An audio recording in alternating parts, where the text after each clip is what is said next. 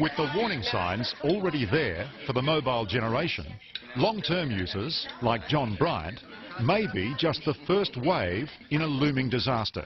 So, as long as you can remember your dad, had a mobile phone. Absolutely. I think he was one of the first. My friends thought it was pretty cool, actually, because no one had them. You want to tell an ass not so cool?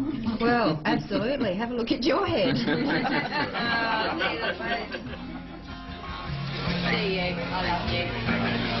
With time running out, John is setting out for Sydney for emergency surgery.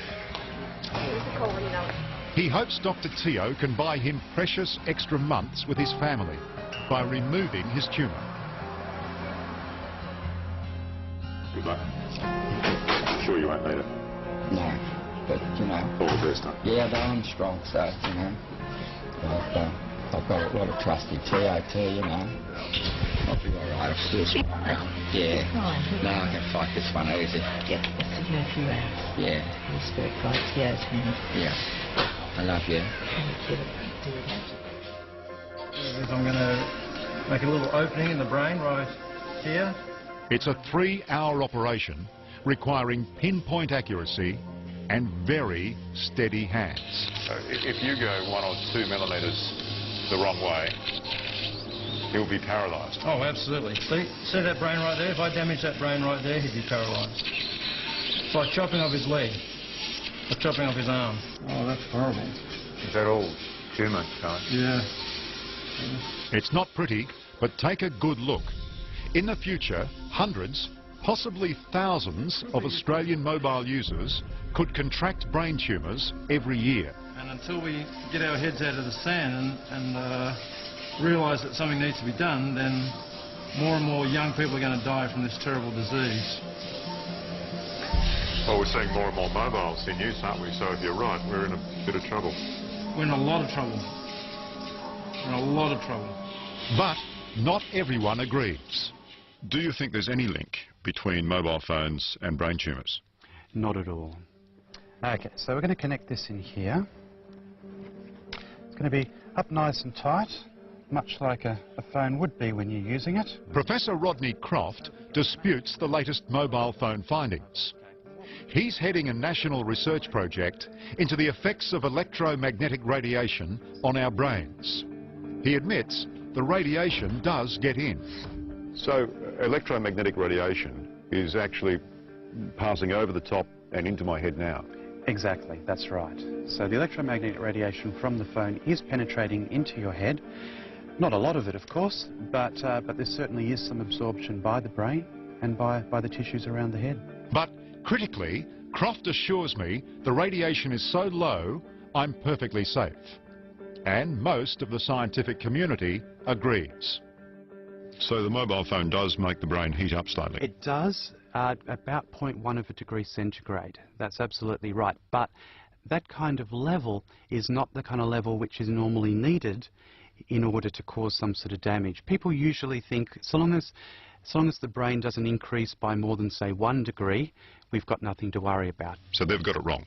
Vinnie Carana's got it wrong? Charlie Teo's got it wrong? That's right. That's my opinion, yes. You think they've got it wrong? Yes. Try telling that to Brett Kelly, another of Charlie Teo's patients.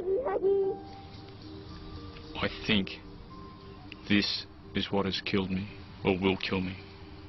Do you honestly believe mobile phones gave you that tumour? Without doubt. 100%. Brett used to run a successful earth-moving business in Western Sydney. And just like John Bryant, his mobile was in constant use. So would it be safe to say 3 hours a day? Oh, yeah. Yeah. Okay, the next scan's going to be 2.5 minutes. Just keep trying to hold very still. 2 operations haven't been able to get rid of the tumour, but right now it's stable. Sadly, Brett knows it's only a matter of time before it starts spreading through his brain. How long do you think you've got? I think maybe 6, 7 years at my very, very best. That's not tumour there. Okay, look good, look good. Once, brain tumours were a relatively rare cancer, but not anymore. And Charlie Teo's biggest worry is that their dramatic increase has coincided with a boom in mobile ownership. There is now a true exponential rise in the incidence of brain cancer, and so we have got to be responsible about all the potential causes of that and at least make the public aware of those potential causes. Well, that's my whole point. If you and your colleagues are right, there's going to be literally thousands of people who will be affected at some point down the track. Yes, absolutely. Now again, not everyone who's used mobile phones, because again, not everyone who smokes gets lung cancer.